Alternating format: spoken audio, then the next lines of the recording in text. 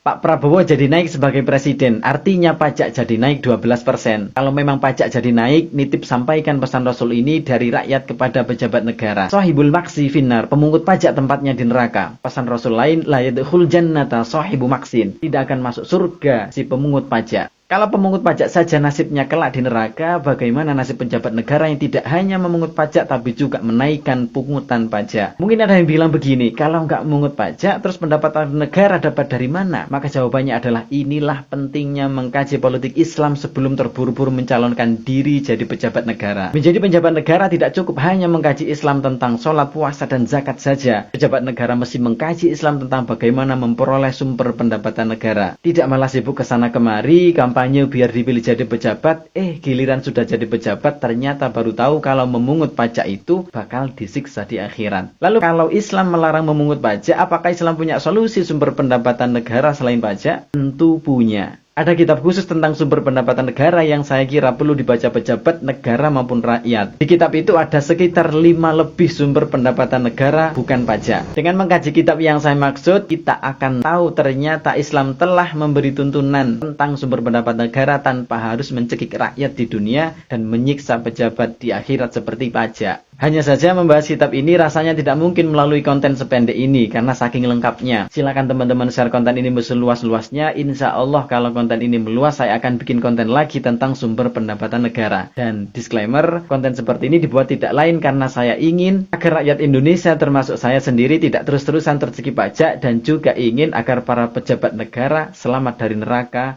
karena tidak memungut pajak dan juga tidak menaikkan pajak. Kira-kira kalian setuju nggak dengan konten seperti ini? Coba tulis di kolom komentar. Barakallahu fikum.